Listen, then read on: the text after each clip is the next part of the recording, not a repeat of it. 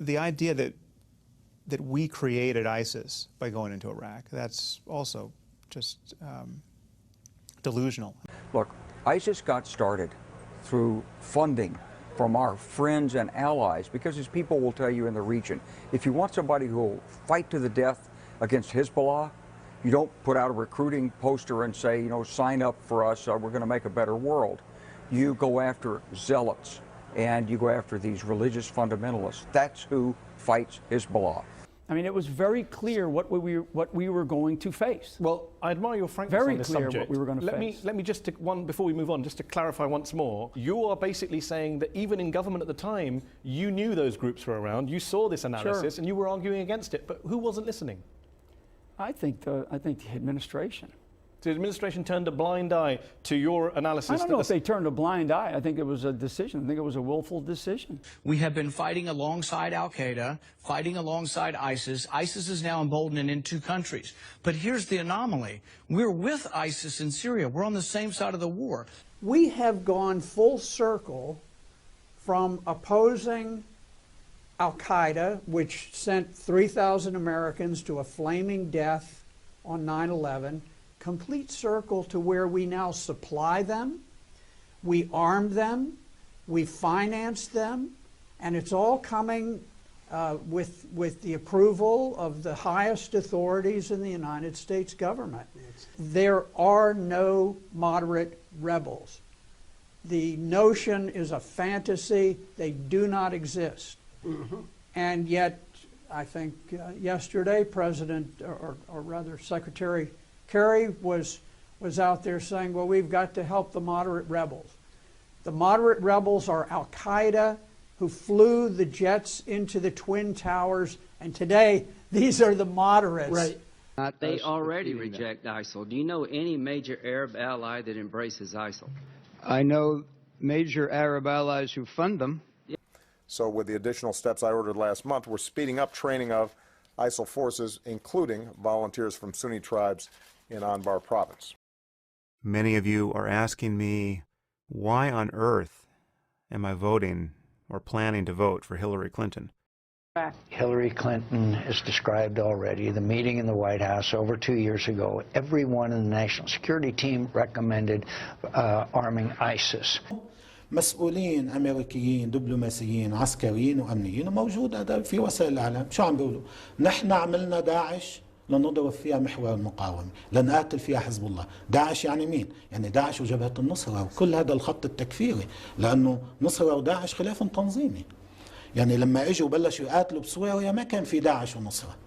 كانوا أبو بكر البغدادي وأبو محمد الجولاني تحت أمرة أبو بكر البغدادي المبايع لأيمن الظواهري. وانفتحت سوريا لكل هؤلاء الذين جيء بهم من كل أنحاء العالم. طيب اليوم الأمريكان شو بيقولوا؟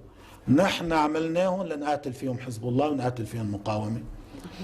Iraq was the perfect test case to create a vibrant democracy in the heart of the Arab world. I mean, this is a basically educated population. We completely underestimated the level of sectarianism there. But again, that's is easily ascribed to incompetence. I mean,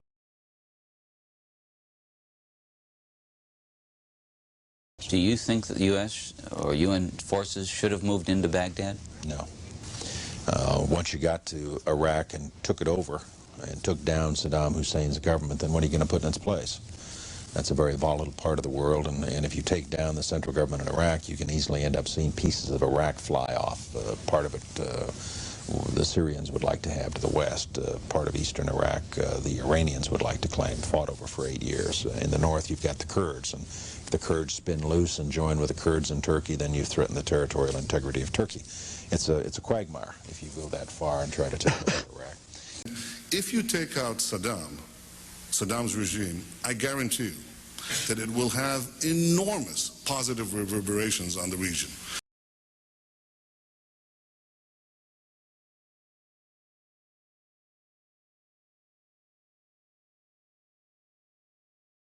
So my bias toward Israel, whenever you're talking about the conflict between Israel and her neighbors, There have been reports that Israel has been treating wounded Syrian rebel fighters in its hospitals on the border, including fighters from Nusra Front, which is, of course, the al-Qaeda proxy in Syria. Do those reports worry you that Israel's helping wounded al-Qaeda-aligned fighters? As I said before, in a different context, it's always useful also to deal with your enemies in a humane way. And I think that when you have people who are wounded and you can deal with them in a humane way, the considerations as to whether to take them in are not simply whether it's politically useful or whether it's politically So it's purely humanitarian, you say? So there's no tactical or political strategic... I didn't say there's no tactical. I said the main consideration, the immediate consideration is humane. But the tactical issues involved, I mean, you know better than me the phrase blowback. You don't think there's going to be blowback against Israel if you get into bed with a group like Nusra Front? No, I don't think so. I don't think there's going to be blowback. Why? Because I think that, unfortunately, the rules of the game in Syria are such that you can do anything that is not possible to be done anywhere else. Yeah, I think people said that in Afghanistan too. Would you also treat Hezbollah fighters? No, I would not treat... Have you not just contradicted what you told me 60 seconds ago about humanely treating your enemies? No.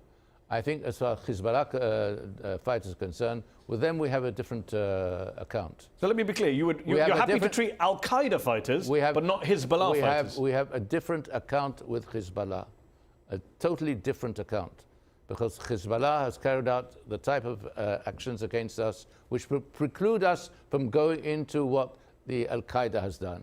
Al-Qaeda, to the best of my recollection, has up to now not attacked Israel. But it's attacked your number one ally and protector and sponsor, the United States of America. There is a quote-unquote war on terror being going on for 15 years.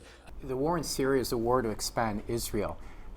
ISIS stands for Israeli Secret Intelligence Service. You can Google it. There's a video from years ago where a reporter actually brought this up. You tell the story about how you tried to find out what they call the Mossad when they deal with publicly? I thought it was a reasonable question, but the trouble is you can't pick up the phone book. There's no Langley in Israel that you can look up, CIA, or in our case, the Mossad. We thought we should ask, what shall we call it in English? You can translate the Hebrew words, as I said, Mossad is institute, but when they write a letter to their friends in the CIA or the British intelligence, what do they call themselves? It took a while. It was a matter of asking the Prime Minister's spokesman. The best you could do, because officially the Mossad is under the Prime Minister's office. And I think he sort of wondered why you want to know and all that, so we explained. And he came up with the Israeli Secret Intelligence Service. I mean, if it were to have initials, it would be ISIS. Wake up.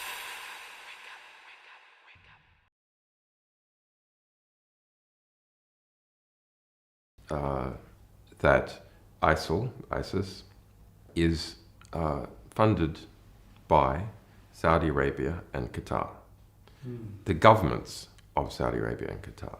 Now, this is I think this is the most significant email in the whole collection.